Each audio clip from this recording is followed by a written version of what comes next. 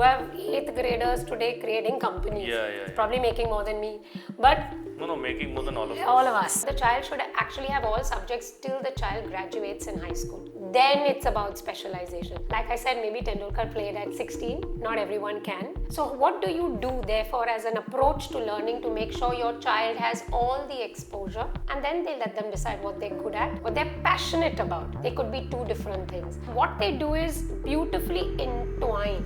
I always say that we learnt as compartments. What the Finnish approach to learning is saying, bring it together as a whole. So then someone doesn't say, I'm not good in math, and I don't like English, and this Hindi teacher is boring me to death, and I don't want to do this, and I don't like this, or I only like sport. Here, because it's effortless, the way it's entwined, and you're going through and you have active breaks, you're relaxing, you're playing some sport and going back into a classroom, it's allowing children to breathe. In this country, I think we've given up on our children breathing. Every minute is programmed. This is what they want to say. Take a step back, allow the child to naturally develop, and they are the happiest country in the world. That's when someone reached out to say this is a problem, and the statistics, Kabir, was scary. 1 in 2 in villages is the norm, but even in metros, every house has some form of disguised abuse, whether it's verbal or sexual. Today on the episode of Celebpreneurs, we have with us Fatema Agarkar. I hope I pronounced your name correctly. Sometimes I just go wrong in the pronunciation. So she is one of the foremost education entrepreneurs in the country, right? She's got a really long CV, so I'm just crunching it down to 7 seconds. Otherwise, I'll just keep introducing her and won't go to the questions. She is the one who introduced the Finland International School to India. She's the one behind the Agarkar Center of Excellence. She's also married to ex-Indian cricketer Ajit Agarkar, but more of that later. To start off with, Fatema, you introduced the Finland International School to India, right? Now, tell me something. People think about, the American system of education, the British system of education, etc. How did the Finnish system of education sort of interest you? So Kabir, I must actually clarify that there's one man actually responsible for this. This is the managing director of the school, Shashank Goenka. And I think he, for 8 years, fell in love with an approach to learning, which he wanted to bring to Mumbai. And I'm very fortunate to be able to partner his vision as an advisor and mentor and make it a reality in Mumbai. So I think the true credit is to this man who is a man of few words. But I love that he fell in love with a system that's actually working for us. You're right. I think as educators, we have plenty of jargon. There's the American system, European system. You haven't even spoken about New Zealand and Australian. And then there are forest school and charter schools. And we can go on with our jargon. I think the beauty of the Finnish approach to learning is the focus on the process. So it's adaptable to anybody in any part of the world. It speaks about wellness. It speaks about an ability to take your own actions. It's also about regulating your own emotions. It's also about calming down. In a country that is so aggressive with its outcomes and performances and achievements, this system is a refreshing breath of fresh air, because while it's academically brilliant and number one in terms of the curriculum framework, what it's actually emphasizing on is the child taking responsibility for his or her learning, but doing it with an array of sensibilities, sensitivities, which means from home economics to coding to life skills through textiles or woodworks and academic subjects of English, math, sciences.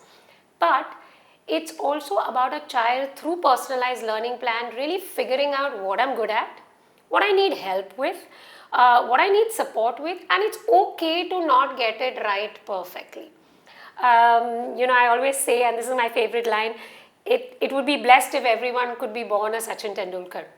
But you have to work with talent, but you also have to work with your own abilities. And can you then set those goals for yourselves? Goals about achievement, but not bogged down that is the end goal only. It's also about the process. What did I gain in the middle? Could I then become an all-rounder and not the greatest batsman in the world? Could I then pick up music as much as I love math? The Finnish approach to learning allows that. Imagine what a breath of fresh air that is. And I have only one son, and I feel that I wish Shashank had introduced this maybe 10 years back, because I would have loved my child to experience this life skill opportunity, which gives you academic but is also giving you other skills which today universities are demanding, but doing it at their pace. Sorry, Kabir, you'll get used to this. My answers are very long. No, I prefer people to give long answers. It makes my job easier. But give me like a deep dive into it. You're talking about, I think the main point you were harping about is the extracurricular activities, which is very important, and life skills. So, and is there anything else, or is there something in the way it is imparted which is different from the other systems, international systems? So most academic boards, if you may call them, have a framework that this has to be taught. They tell you age appropriately, this is what you will achieve. That's great, because that is in existence, and today with AI and technology, honestly, you don't even have to have a master's in education. You can pick it up, but it's how you depart it, how you deploy it, how you make sure that Kabir and Fatima in the same class with different abilities and approaches to learning will learn the same thing. That means where do I draw Kabir's strength, where do I draw Fatima's strength, and where will this complement each other, and like that there are 20 kids in a class, to make sure there's peer learning, to make sure there is lots of conversations, case studies, research. So I'm still talking about academic depth. So I don't misunderstand. I'm not taking anything away from it.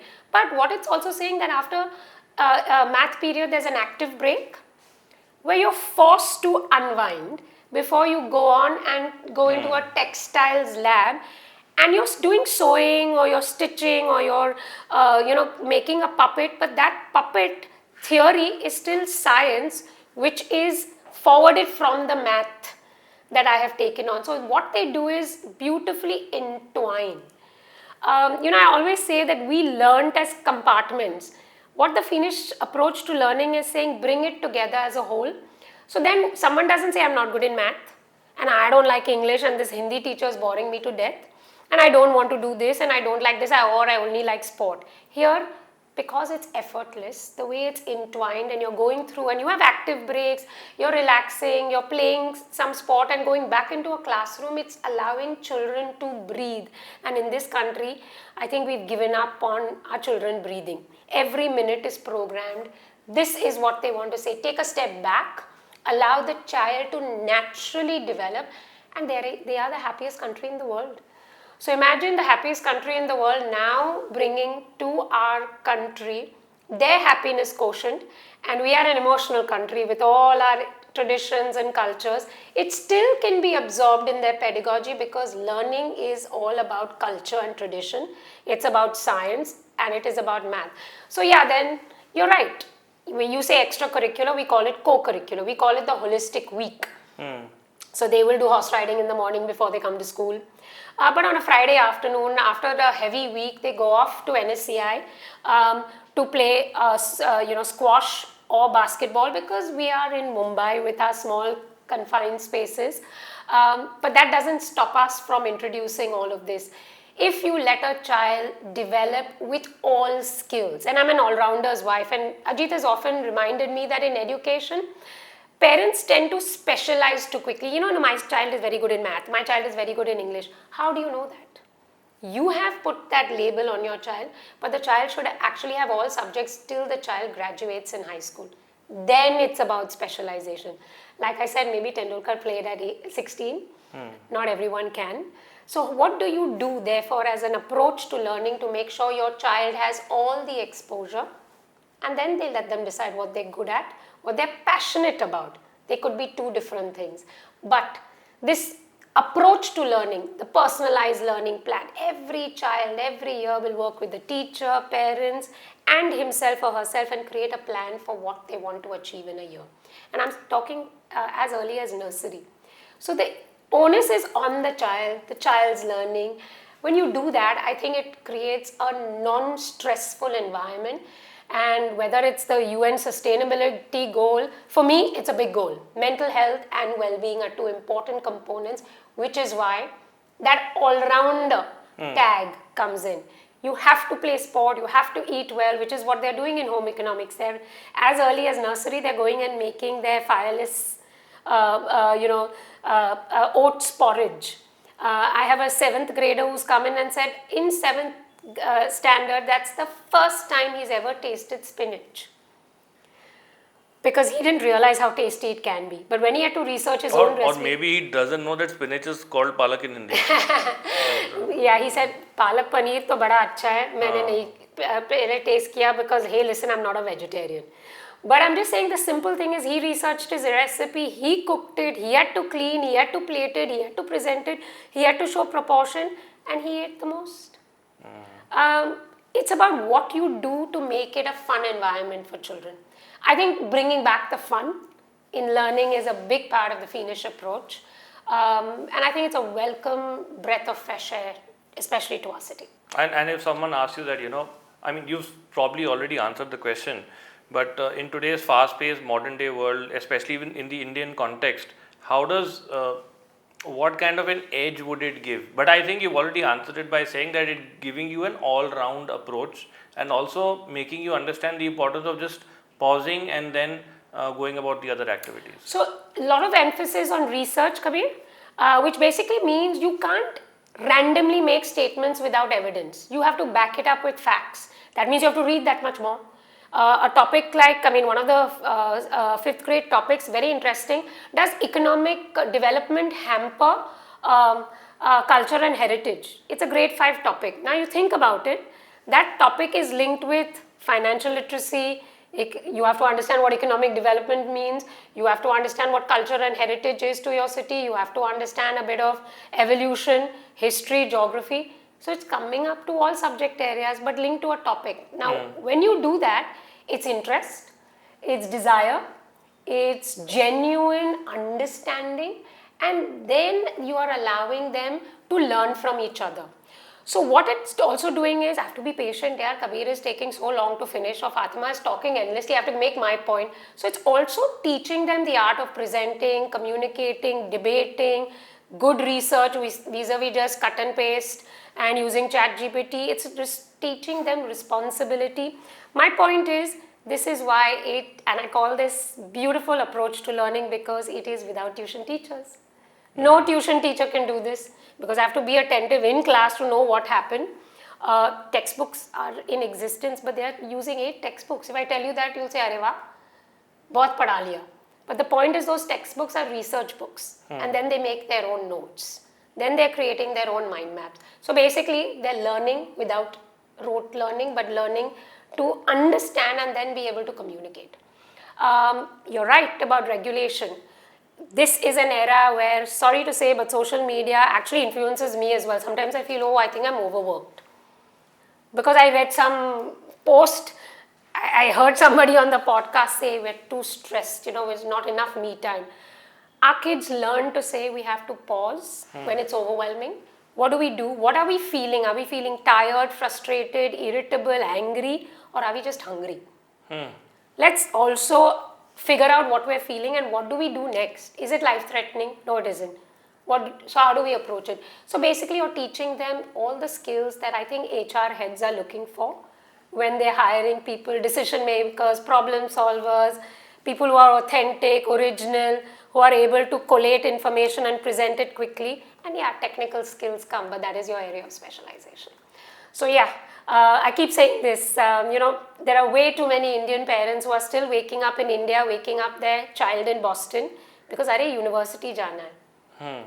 That's a 20-year-old who's been woken up by a parent, and it shouldn't, right? But this teaches you life skills. This teaches you your own discipline. You have learning blocks, not classrooms. So I have to figure out which is my learning block. So you're assessed on your ability to reach on time, contribute. So honestly, it's life ready. And that's why, they say in Finland, a lot of their high school kids actually don't go on to university because their education is so thorough, so blessed with everything that you need to make it a career. That they don't need to go to... That they don't... you want to, that's great. Of course, that's a separate issue. Yeah. But you're ready to go into industry, and let's be honest, today that is a trend. People are thinking about university being a very long process to then get into industry. You have 8th graders today creating companies. Yeah. Probably making more than me. But No, making more than all of us. All of us, right? So, but I reiterate the fact that it's the happiness quotient. They're happier, and honestly, I think with the mental health statistics, and I'm very worried about that, we need to therefore create an environment where everybody is able to cope, and that has to be taught, which the Finnish approach has. And another thing which I was reading up about it, in the early years at least, the conventional exam-based assessments are not there. So then how do you judge how well they are doing, if they are doing well, not doing well? What kind of barometers do you use? Absolutely. See, assessments are very important. I think we need to understand that, because you have to pause, you have to check that what I expose them to, did they understand? Because if they haven't understood, I can't go forward. That means we have to check at the right point. So it has to be a combination of qualitative and quantitative. So they do have paper assessments. But does it always have to be time bound when they are 3 years old? Obviously not. You're going to watch them play, their approach to learning, even through a story, you're still assessing what they know. Why can't it be creative assessments? By the time they are in grade 3, they can sit for half an hour and write without fidgeting, without moving and going on the loo breaks. So we age appropriate, create both qualitative and quantitative assessments, but we make it fun. Like our middle school went off to watch an IPL game. Mumbai Indians was playing Delhi Capitals, big game, crucial game. Mumbai Indians won, thankfully. So the kids came back excited.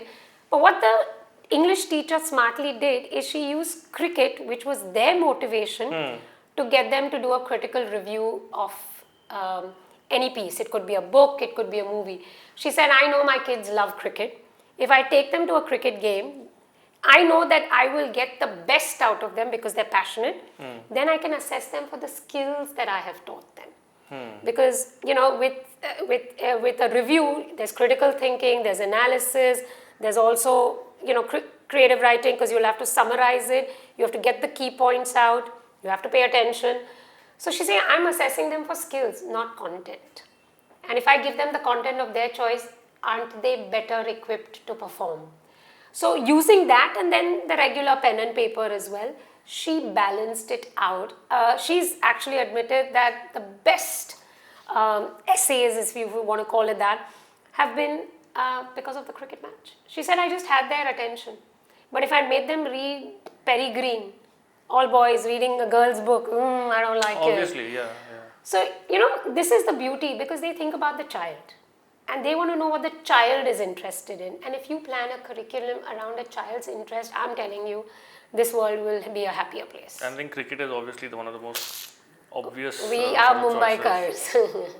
Do you, talking so much about cricket, do you sometimes get a lot of requests from the students that they want to meet Ajit or play cricket with him? Or what is that like? Yes, that's the best thing. That's where they have to write emails or handwritten notes to appeal to why the person should come to their school.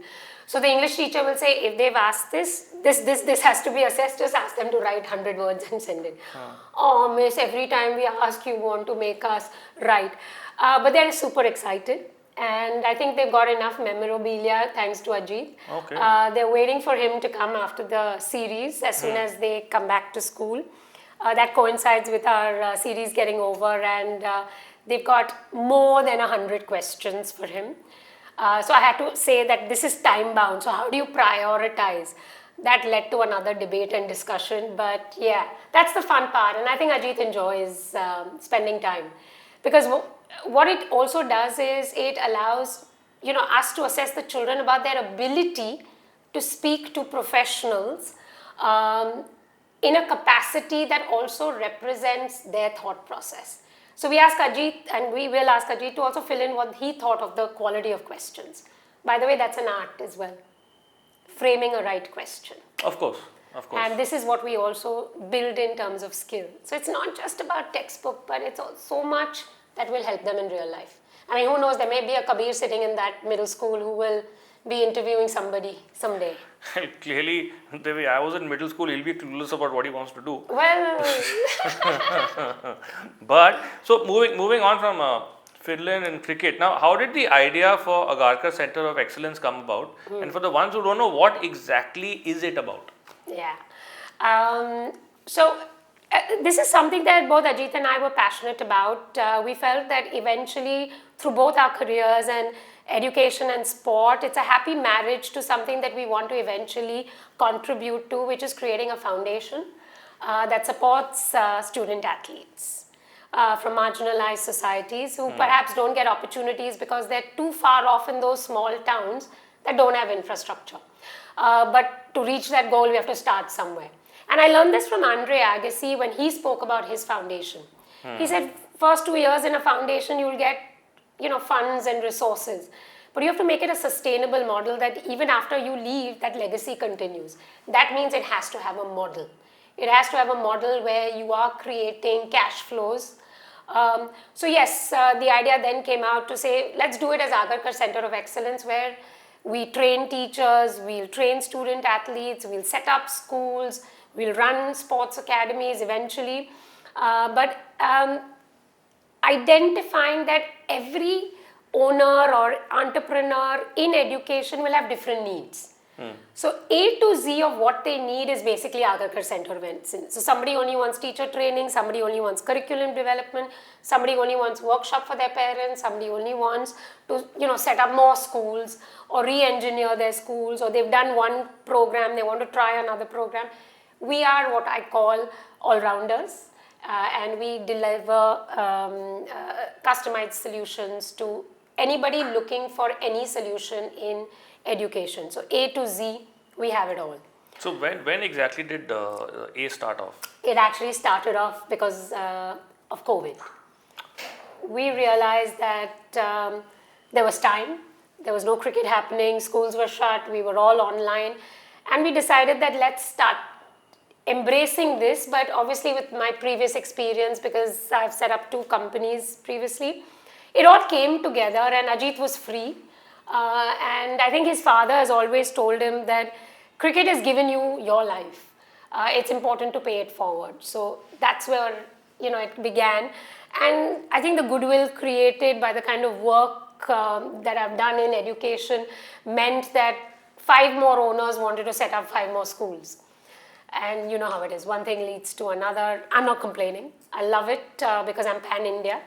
Gives me an opportunity to meet so many more parents, so many more students, so many more owners who are successful entrepreneurs but are getting into education with the same goal of contributing. So talking about that, now you started off in the corporate world, yes, right? And then later on you shifted to education. So what exactly were you, like what kind of sphere were you in the corporate world, and what made you get into the education line specifically? So I was an average commerce graduate from Sydenham, very clear, like most Sydenhamites are, want to get into investment banking, let's do the CPA, qualifications we were amassing as we were studying our BCom. And I just took up one internship because I said, just in case I want to go abroad, it'll be nice to have a profile of something that I don't do. So I took it up as a challenge, and I went and taught in a preschool. Fortunately for me, I had the brightest students, and I taught junior KG. So bright that they questioned 3 little pigs at age 4. Isn't that a stupid story, Miss Fatema? And I actually thought about it. It was really pointless. All we're talking about is... Which year was this?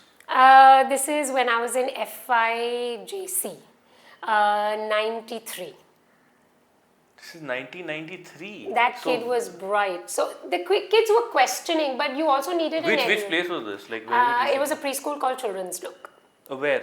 In Gamdevi, Tardev. So this child was very bright. Both his parents were neurosurgeons, clearly being exposed to a lot of information. Back in 1993, asking a question like that story is stupid. Wow. His name was Mikhail, and then, he'd say, I think these children have nothing else to do. His language was so far off from what a 4-year-old. And that's when I realized that there can be bright children, but our curriculum is so standardized. But hey, like a banker, I thought this is what I want to do, went ahead, did my MBA, came back, wanted to be with a bank, was very clear, and then I soon discovered it's very boring being only with adults. Sitting in front of a computer screen, typing away, stress tests, probabilities, was not fun. And I think the universe conspires when it really wants to. And my aunt was in education and she said, why don't you come and help out with this presentation, because there's a pitch to an investor. Obviously marketing and finance, yes, I can do this, did it. And then I realized, what are you pitching? Because the quality is what it is. The quality is the same that I went through, and this generation is different. And that's when Mikhail came into my head and saying, if I really want to do something, maybe this is a perfect blend of bettering what I went through as a child, reflecting on the bright Mikhails of the world, and seeing what solution can be possible with the corporate exposure that I had. And why not look at private education? Because that is the quickest way to get it. Public will be another path. I picked private. To be honest, when you're an entrepreneur, there are cash flows that you have to look at. Of course. Let's be honest, not everybody is gifted with funding. And I think I'm very excited that part of my journey has been bootstrapped. So putting in, plowing it, growing slowly, steadily, then funding happened, and you learn so much. So yeah, the shift was a good move, I think. So what is Mikhail up to now? I believe he's at Harvard. And he's actually become a professor. And one of the things he had written to me, and I still have his note to say, I will never be a teacher. It's super boring to teach. And he's a professor now. And he's a professor now. So maybe he's wrong about the 3 pigs also. He may have been wrong. But maybe his question got me thinking about what else. And I think that's why I love the questions. Agreed. It gives you a different perspective. Agreed. Now, having spent so many years in the world of education in India, right, what are 1 or 2 or 3 of the biggest obstacles as far as education is concerned in our country? So I think we need a lot more laws in support for private education. I think there are lots of young entrepreneurs who want to do good work, but there are so many restrictive laws. The paperwork, I'm sure every industry has it, we too have it, which prevents a lot of people thinking it will be a long process. So I think that is one thing that the government is changing, but I think it needs a little more momentum. 2, I feel that we're not encouraging enough teacher training. It should be like how it is with medicine or IT or any skill. You should be redundant in 3 years. So unless you upgrade, you shouldn't be allowed to teach after 5 years. You've got to constantly skill up, and I feel that's an area that's not, again, becoming as corporatized as I'd like. I mean, you've got to be professional. It should be performance appraisals, not just longevity. The third one I feel is the mindset that we have in our country that it takes time for people to change. There's that resistance, time-tested works. Constantly I've been told by parents, no, but we also grew up, and look where we are. So, something was done right. Something was done right in our era. Kids have gone through a pandemic which we didn't go through in our childhood. We've got to think about the volatility and volatility that's going to be a part of their lives. And do we have enough skills, therefore, for them to cope with? So you've got to embrace new ideas. You've got to, and I feel that's a large part of what parents and media do, focus on only the outcomes. That mindset needs to change for us to radically become then a contributor to society, and you can do that even if you're 12th, pass. We are at the moment only focusing on the university PhD as the outcome, or maybe a master's. If you allow schools to do a lot more and give them time to grow these kids, you will see better outcomes. So changing mindset is a big obstacle for us. I think that's a common thought by all owners who feel that parents are too resistant to change, which then puts pressure on owners and academicians, right? Because you're playing to an audience. Yeah, I mean the core audience, the decision makers. Yeah. You also set up a special needs school. Yes. So when did the idea for that come about, and how did you go about it, and which year was it did you form this? So this was a project that happened way back in 2005 2004 it was conceptualized, 2005 it was operationalized. And this was again another man who has influenced a lot of what I have achieved in education. We started our careers together. That's the very famous Dr. Zirak Marker. He's a wonderful child psychiatrist who has worked as long as I have in the education space. And Zirak's vision was that children with needs or differently abled or neurologically challenged children, whatever form that is given, children who are just different also need support. And there wasn't enough work done in our country to give these children a pathway to learn. So he brought a bunch of us together. There were other owners who had to put in. So it was a collaborative effort by someone's vision, our academic experience, promoters who joined in to create a model to say that we would have a one-stop shop for a language therapist, a behavioral therapist, a child psychiatrist, a special educator working with children to give them the best shot when they graduate to be employed. Because every parent whose child is in some way special knows how hard it is once they graduate from school.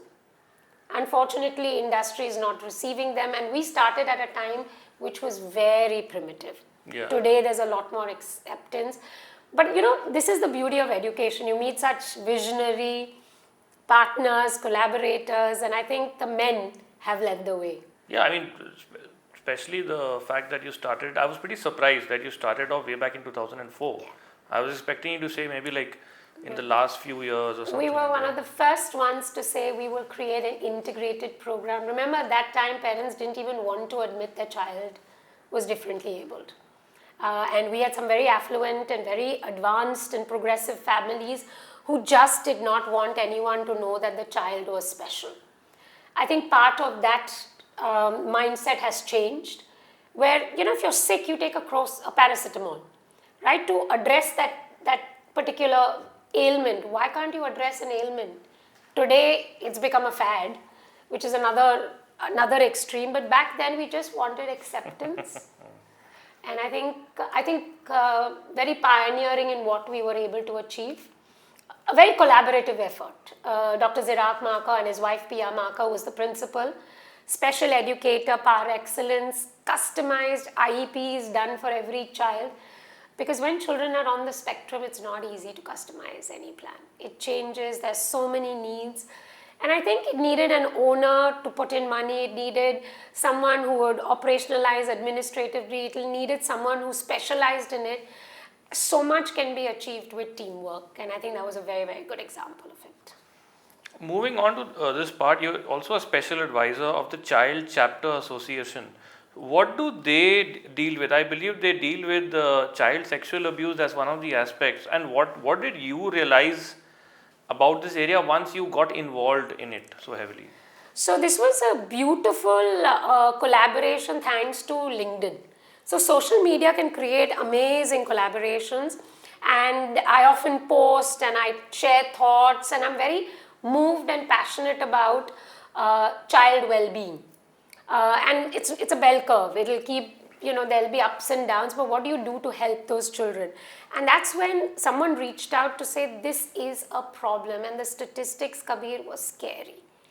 1 in 2 in villages is the norm, but even in metros, every house has some form of disguised abuse, whether it's verbal or sexual. When statistics were shared, because his organization led the research, it needed a voice like ours in education, and the more I delved into it, I realized that every child is vulnerable.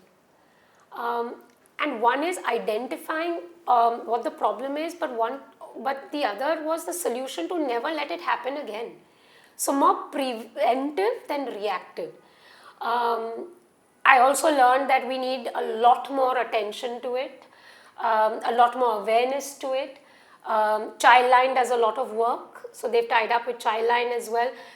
Children don't even know that this has happened to them and how they should approach. Still in 2025, the stigma is on. Nobody wants to share. And imagine what a child who's gone through that then becomes an adult and they become the largest abusers. A very telling sign of our society, and it needs to be corrected. So this vision is to create more preventive solutions. We can't only react. That time is gone. Now we've got to make sure this doesn't happen. So how do we educate parents, students, teachers? And how to identify and spot when there's a problem. So I think that's what we're working on at the moment. No, very extremely important issue, and all the best for that. You more awareness, like you said, happens in that area. Last question, really, for you: toughest moment or moments of challenges. Let's say two toughest challenges in your entrepreneurship career which you faced. While I've spoken about positives of collaboration, sometimes as an entrepreneur, some collaborations don't work out. So that disassociation from that vision, which was yours, and then you had to give it up because, when there's a divorce, you have to take sides. So that I found very challenging, but actually it taught me that the risk that I took to make that decision actually was a blessing in disguise. So I'm going to say it was a challenge that I turned into an opportunity. But yeah, very painful. And I think a lot of entrepreneurs, there are too many stories out there. I share one as well, that your IP gets passed off as someone else. But the beauty is, because people have associated with you, they still remember you. So the name, brand gone, and you have to recreate that. Big challenge, but if you've done it once, you do it twice. You do it 3 times. And secondly, I feel that some ideas needed a bit more on the product line in terms of vetting. The enthusiasm should have been a little more structured. That's why I'm so heavily invested in research now. Don't push it out because you think. Test it out in the market before it goes. So those are some of those tough learnings, but I think you have to make a mistake to then know what will work. So those are my tough moments to say that great ideas, but maybe the execution needed a bit more thought process before it hit the market. Okay, fair enough. No, I mean, good detailed chat, and all the best, of course, for all your ventures, whether it's the education line or the special needs school, and especially, of course, the awareness about child sexual abuse, which you're also involved in. And thanks for this chat and coming to our office to chat with us in this absolutely demotivating monsoon behavior is what I'll have to say. But thanks a lot, yeah. Thank you so much, Kabir. And I think the energy is thanks to you. So maybe we've turned a gloomy day into a fun 40-minute conversation, and maybe that's my greatest takeaway today. Thank you. Compliments are always welcome. Thank you so much.